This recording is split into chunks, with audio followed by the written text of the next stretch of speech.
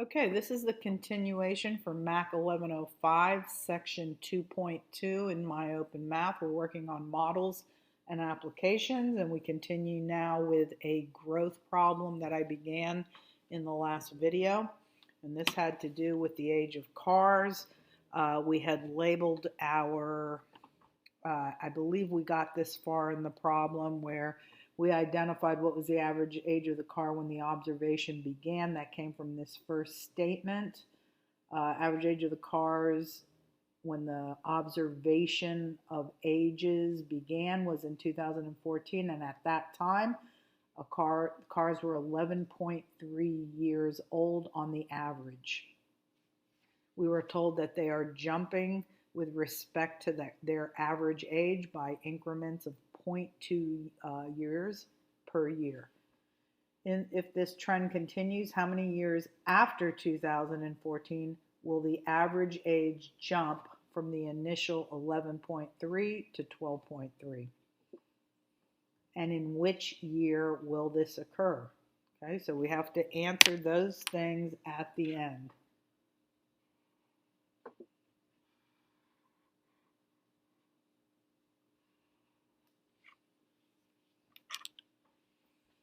Okay, so I believe I had answered this in the last video. 11.3 years was the average age of a car when the observations began in the year 2014. The consistent growth trend is that the average age of cars are incrementally jumping up by 0.2 years per year. So at the beginning of the observation, that means 0 years have occurred. And we began labeling the x-axis and the y-axis so that we could plot some points. I wanted to plot the point of what's happening at 0 years. Well, that would be the initial average age of a car. Then seeing at 1 year, once 1 year has passed, it has jumped up by an increment of 0.2. So just 11.3 plus 0.2 is what got me this. And then at 2 years, it jumps another 0.2, so just 0.2 added onto here. So I guess I can just go like this, that we added that incremental jump in the average age of 0.2, and that's what got me this. Same thing happened from here to here.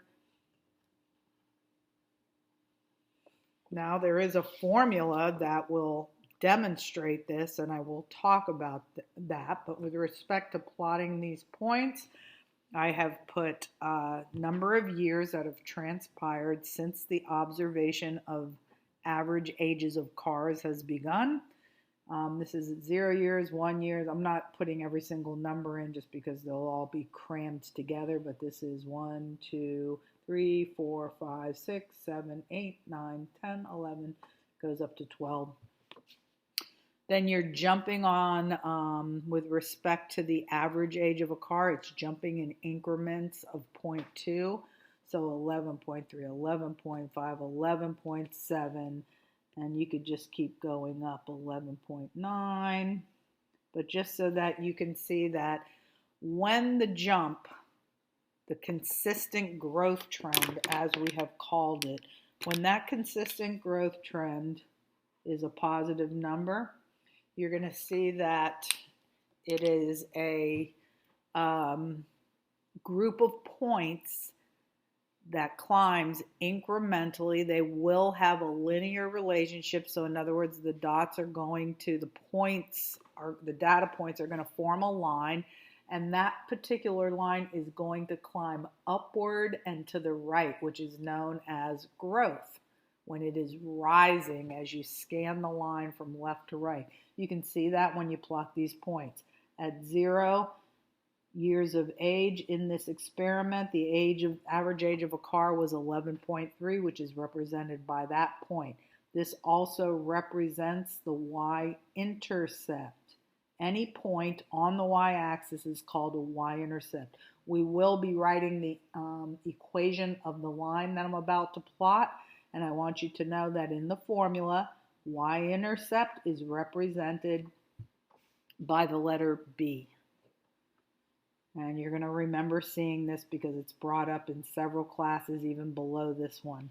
At 1, we're at an average age of 11.5 because that average age is increasing by increments of 0.2.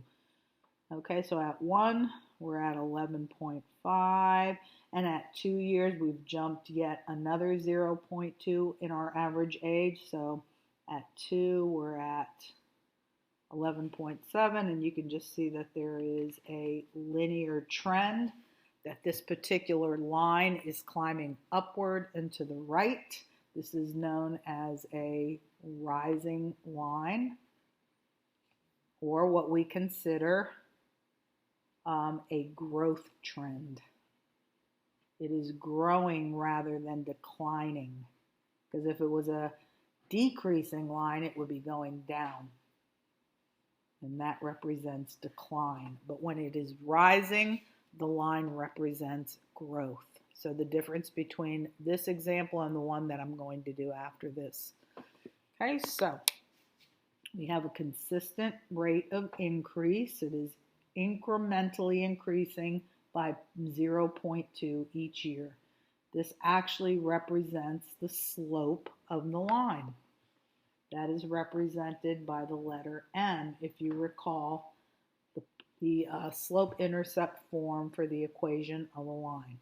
So that brings me to this next question. What formula allows you to write the linear equation that models the line? Y is equal to mx plus b. Maybe label these things. B stands for the y-intercept, and you can see that that is 11.3 right there. And m stands for the slope.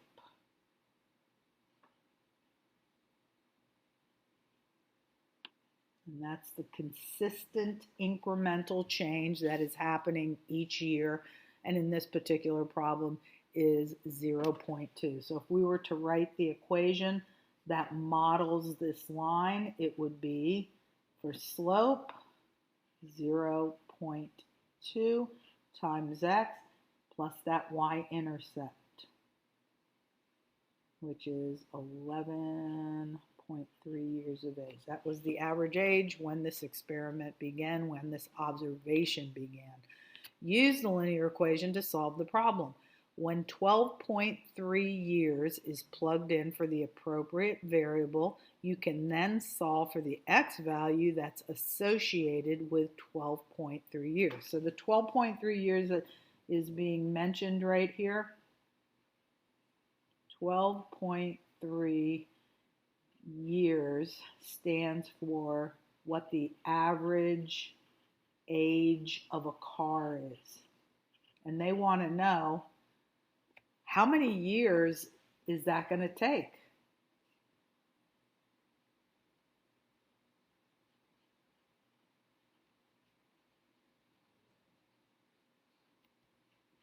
How many years will it take for the average age to go from what it initially began at, which was 11.3, to get to an age where the average age is now 12.3?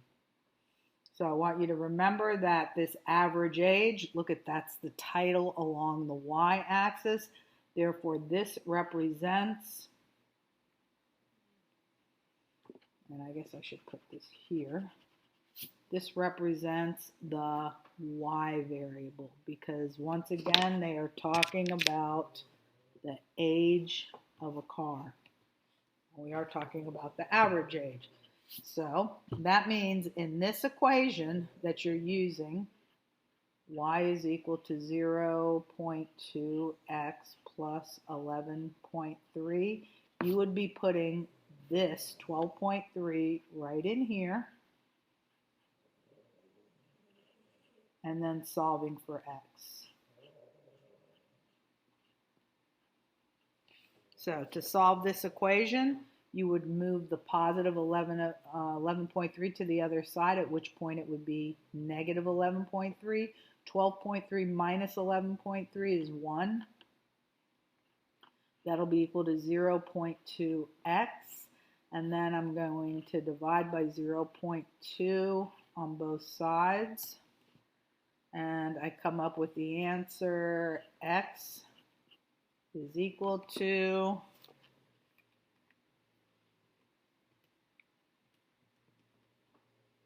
put the wrong thing in. 1 divided by 0.2 is, let's see. Yeah. Let's make sure I'm putting in the right thing. 1 divided by 0.2 is 5.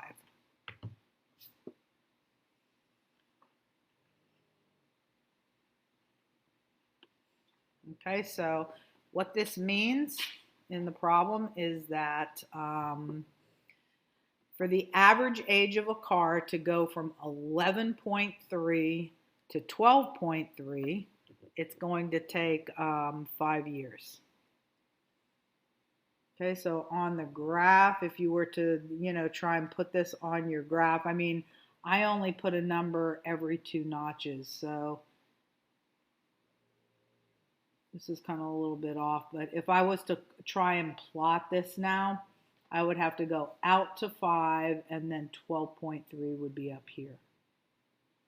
Okay, because the next number would be at 12.1.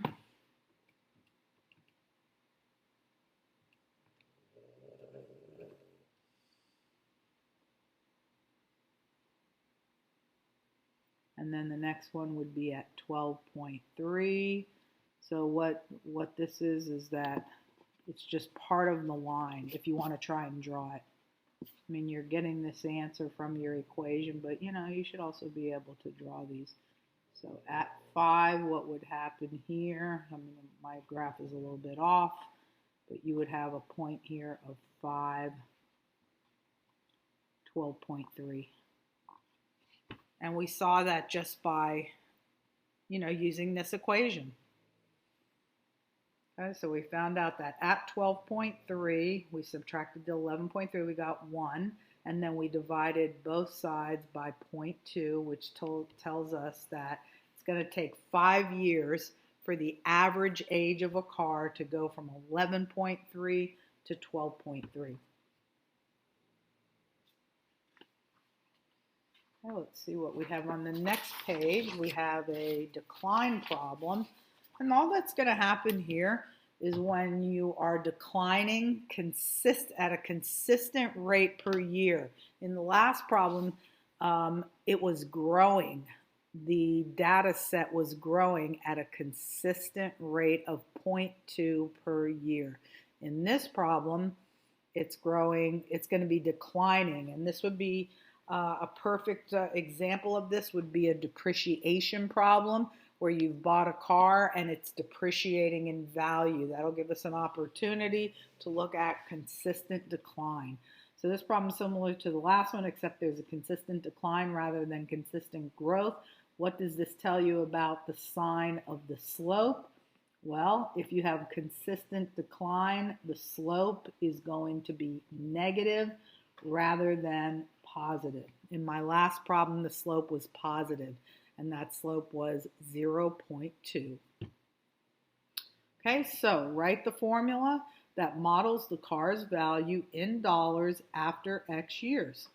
Again, we're going to be using Y is equal to mx plus b, which is the equation of a line where we're expected to know the slope.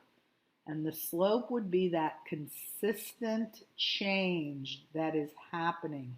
The consistent change can either be growth or decline, either one, but it's the same amount of growth or same amount of decline each and every year. And that consistency is what lends itself to a linear equation.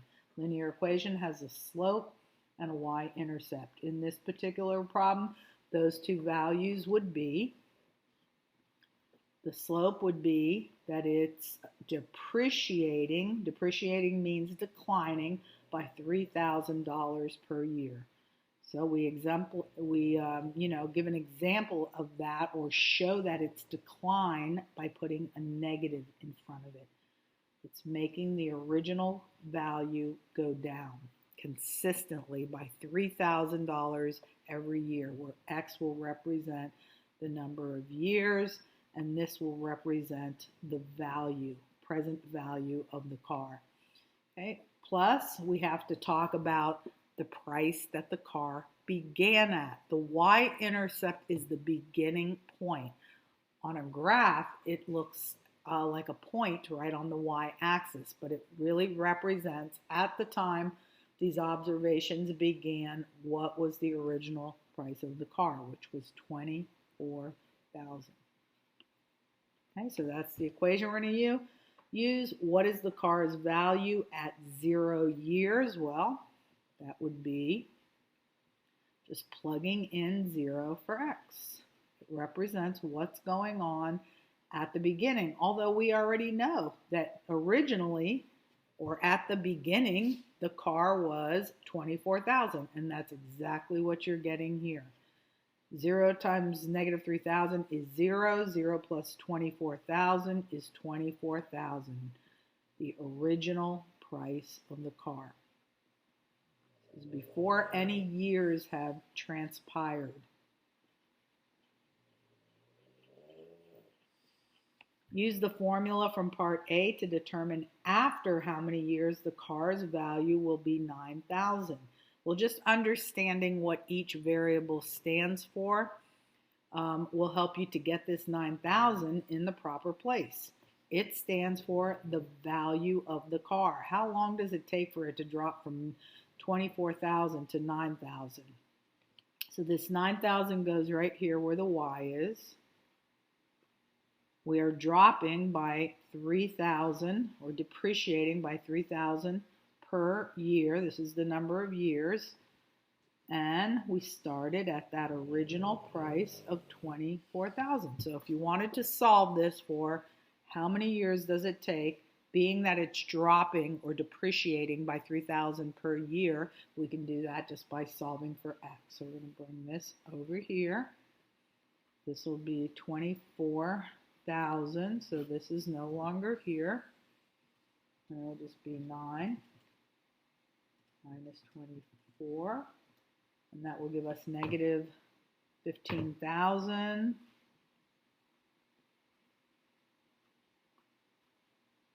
And then here we have negative 3,000 times X. I'm going to divide by negative 3,000, and likewise right here. So now we're going to get X is equal to, and you can, I'm sure you can do that in your head, but we're dividing by negative 3,000, and that is 5. So 5 years it takes in order for it to drop from 24,000 to 9,000, that was. So graph the formula from part A in the first quadrant of a rectangular coordinate system, then show your solution to part B on the graph. Okay, so let's see, this can represent years again, the number of years that have transpired since the car was purchased. And this, of course, will be 0. This will be 1, 2, 3. Again, I'm just not going to label every single one because they'll cram right into each other. 6, 7, and so forth. And we know that this is 0. Okay, so at 0, we know that this was 24,000, being that we have to go to 24,000. You know, you might want to jump in certain increments here. Now, let's see. We're going down, so what's going to happen here is that it's going to start at 0, 24,000. That's going to be our original price. When we first bought it, no time had transpired. The car's just a baby. It's at 24,000. So let's see. Do I have enough notch marks going up this way? Let's see. 3, 6, 9, 12. Might want to jump in something bigger than that. So let's see. 3, 6, 9, 12, 15, 18, 21, 24. So let's see. I could do this as 3,000, 6,000, just to represent that original price. This would be, another 3 would be 12,000, 15,000, 18,000, 21,000, and then another 3 would be 24,000. Okay, so right here, that's the y-intercept right there. Just to give you a visual on this, this is when the car is brand new, original price. And then it's dropping at a consistent decline or a consistent depreciation of 3,000 per year. So when something's declining, instead of the line rising up like that, which would indicate growth, it is declining, so it should be going down. So when you go to plot what's happening, for instance, at 1 year, you could just go and plug it right into that equation, and it would be y is equal to negative 3,000 times 1 plus the original 24,000. So where that gets you is 21,000. Negative 3,000 plus 24,000 is 21,000. So at 1 year, you're here. And you could keep plugging it into this, but you're just going down 3,000 each year. So you don't have to keep plugging in the equation. You can just go down to the next increment that is 3,000 less. So 3,000 less is 18,000. So at 2 years, oops, this is too far over. This was supposed to be at 1. So at 1, we're at 21,000. At 2, we're at 18,000. Just go down 3,000 from this and you're at 18,000. At 3 years, we're at 15,000.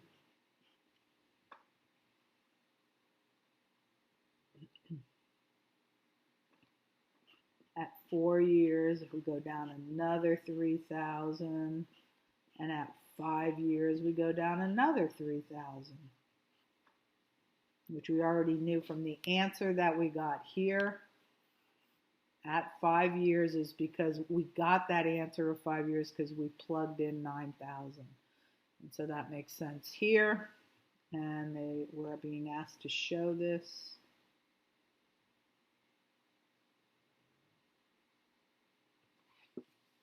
Okay, but you know, and even if I did find what's going on at 4 years, all of these would just line up. Okay, it is just a line that shows a consistent rate of decline, which is why the points line up in a linear fashion. They line up in a straight line because it's a consistent amount by which the y values are going down each and every year. Just like in the previous problem, the y values were going up by a consistent amount each and every year, and that consistent amount was 0.2. Okay, so growth and decline. And I guess I should have put a label right here, but this was the value of the car in dollars. If you want to add that. And this is how many years since the car, number of years since the car was purchased.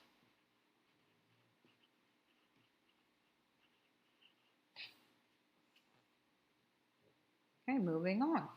Moving on to a little bit of geometry. There's some problems like that in there as a model type problem. Here you see a rectangle. The length is coming across the bottom and the width goes up and down. That's how it's typically represented in a diagram. They're going to tell you in the reading of the problem how to represent those with algebraic expressions. You'll represent the length one way and the width another way. This problem concerns perimeter as well. They're going to talk about that. So we're going to try and come up with each of these algebraic expressions that we need and then drag perimeter into it using the formula that you see right here. And that equation will ultimately be solved to find the dimensions of the rectangle. Dimensions meaning the length and the width. Okay, so as I read the words here in this problem, it says a rectangle has a length that is 2 less than 3 times the width. So the width, we can just leave it as W, and then we can represent the length in terms of that width. Again, let's read this again. It says the length is 2 less than, so minus 2, 2 less than 3 times the width. So 3 times the width would be represented like this, and then 2 less than that. Okay, so represent the width, well, just W. Represent the length, 3W minus 2. Okay, then the perimeter formula allows you to write an equation using the algebraic expressions you have created for length and width. I'm using W for width and I'm using 3W minus 2 for length so that I don't have two variables in the problem, because then you're not going to be able to solve it unless you have two separate equations. So, there's two ways to do this problem. I am going to do it with just one variable. So solve the equation to find the dimensions of the rectangle. Let's create the equation first. We're going to use this formula to create an equation. Now it talks about the perimeter, which is why I'm using this formula that talks about perimeter, because I actually have a number for the p-value. So first I'll just write the formula. Perimeter is 2 times length, 2 lengths plus 2 widths. But I have things that I can plug in here so that I don't have 3 different variables, because if you only have one variable, you can solve it. If you have 2 or more variables, you have to create a system. So I'm going to do this without a system. I'm going to put in the 100 that they gave me for perimeter, which is right here. Perimeter is 100. And then I'm going to put in 2 times length, but instead of having an L, leaving an L in there, which would give me 2 different variables, I don't want that. I'm going to use the expression that I created for length, which has only W in it. It has 3W minus 2 plus 2W. So now I have an equation that only has one variable, and so it's very easy to solve. So let's begin cleaning that up so we can solve for W and then ultimately be able to get width as well. Be able to get length as well. Once we solve for W, we'll already know the width. And then we can plug it in here to get the length, because they want both dimensions of this particular rectangle. So I'm going to go 100 on the left. I'm going to carry this 2 through distribution. So 2 times 3W is 6W. And then I'm going to go 2 times negative 2, and that's negative 4. And then I'm going to go positive 2W. So 8W plus 2W, 8W minus 4. And then there's 100 here. I'm going to add 4 and add 4. So that's going to be, oops, didn't add the 4. 104 is equal to 8W. Okay, let's check this out. We had 6W minus 4. We had another 2W. We went 6W and 2W is 8W. Brought down the negative 4. Brought the negative 4 over here, at which point it was positive 4. That gave me 104. Now about to divide by 8. So this is W is equal to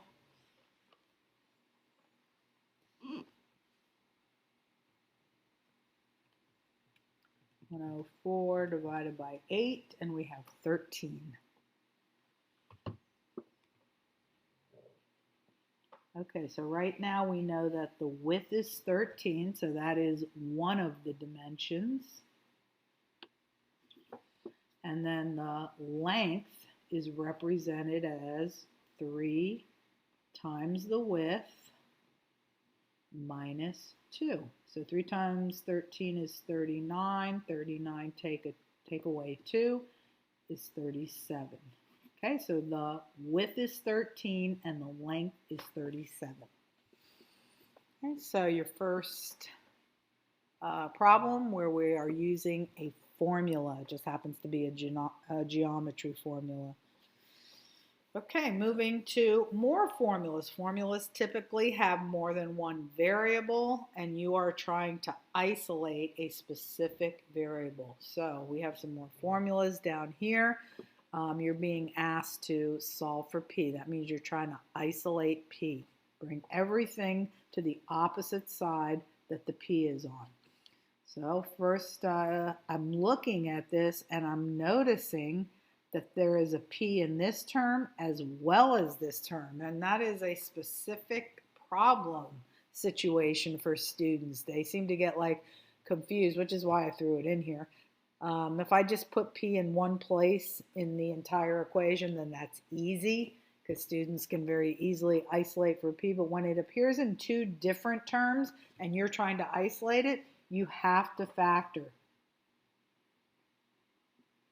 to get it in just one term. Since P is part of two terms, two different terms, you want to factor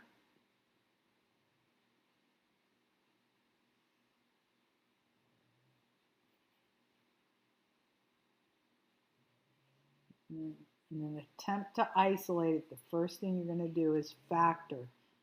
Factor out that P, and then there would be Z. P times Z is that ZP plus G. P times G is that PG. So now, instead of having a P here and a P there, you have P in only one spot, and you can isolate it because P is being multiplied by this sum Z plus G. So you could divide off this entire sum all at one time, getting rid of the whole thing, the entire sum, and that's fine just as long as you do it to the other side. So we'll divide this side also by Z plus G. Here it will cancel that entire sum away, allowing you to isolate P, which is what you wanted to do, and P will be equal to A over Z plus G. It doesn't matter whether you report the P on the right side or the left side. Same thing. And you can put the parentheses around the denominator or not. Okay, so P, once it's isolated, is equal to big A over the sum Z plus G. In this next problem, you're trying to isolate for Y.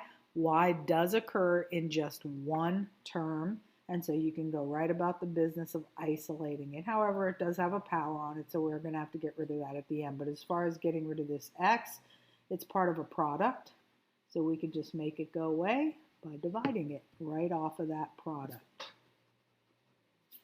Okay, we're going to divide by X here, which means we have to divide by X here. So now we have P over X is equal to Y squared. Last thing you're going to want to happen if you're solving for Y is to get rid of this square. I mean, typically when you are doing any kind of an even root, in other words, when the power is even, the root is even, because square root is what gets rid of a square. You usually have to report both roots, but I think in the case of these formulas, you'll only have to give the positive root. You can see what they're requiring when you go into MOM. But square root makes that square go away, so you will now have Y is equal to, let's see, square root of p over x.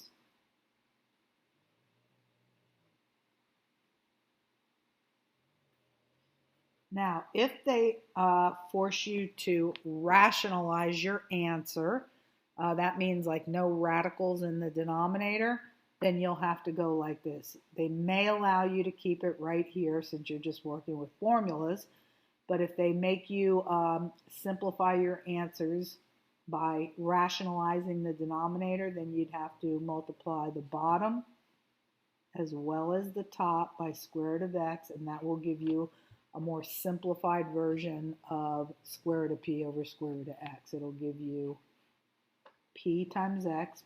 You can bring them both up underneath the same radical, and it'll give you just x down here. So you'll have to see if they're gonna, which one they're gonna accept.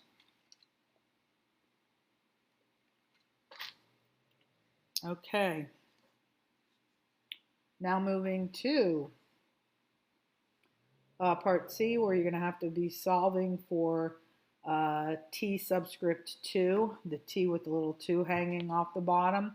So because it's in the denominator, you're not actually going to be solving for t sub 2 unless you get it up to the top. You can do that by just cross multiplying. In other words, what you're looking at right here is s over 1.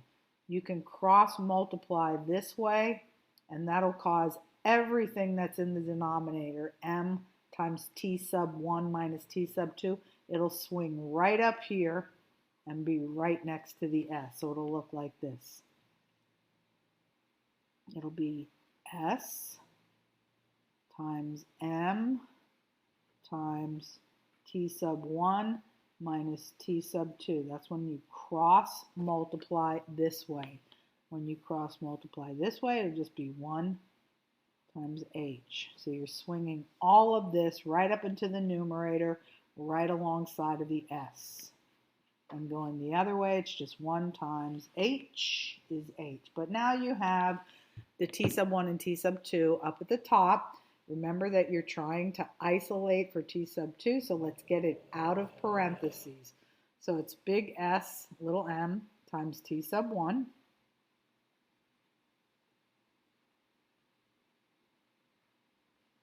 Minus big S times little m times t sub 2.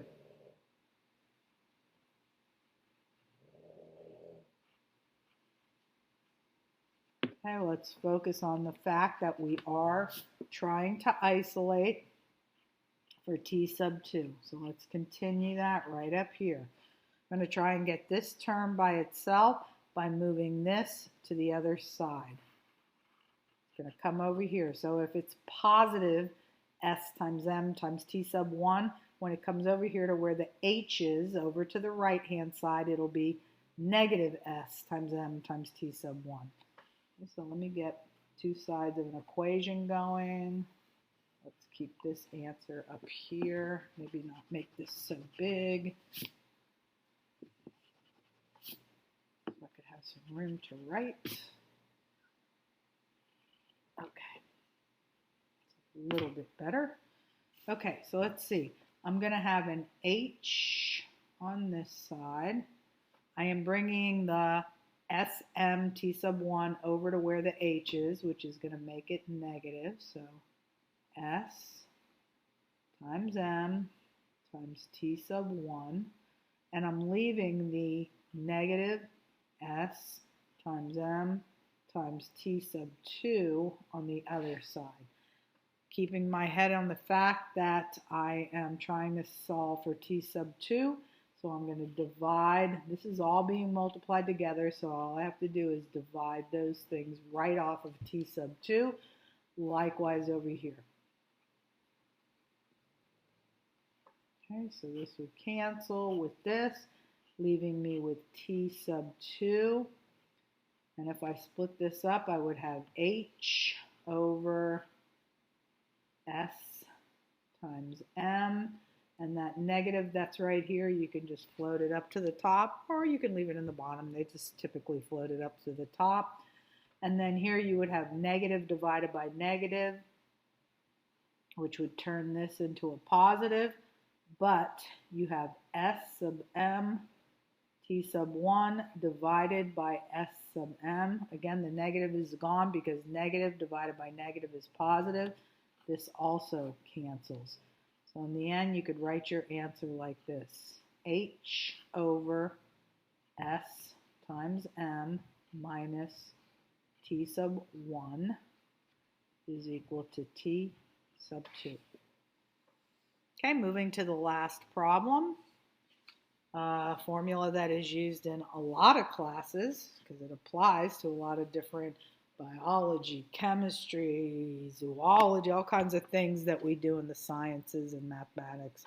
So Fahrenheit to Celsius, you can use this to go from Fahrenheit to Celsius or Celsius to Fahrenheit. You just have to be careful of what you're being asked to do because that's the variable that you want to solve for. But anything that has Celsius and Fahrenheit in the formula, you can use it to solve for either one. So this one says the body temperature of a cat is 101.5 Fahrenheit. Notice that what comes after the 101.5 is Fahrenheit symbol. That means you can plug this number only in place of Fahrenheit. It is a Fahrenheit number. It's one of the common mistakes that students make. They plug it into the wrong place. So you will be solving for Celsius. So in this particular problem, its number of degrees Celsius is 101.5 degrees Fahrenheit. You don't have to put the F there. Minus 32, because we're just trying to deal with numbers here. Divided by 1.8.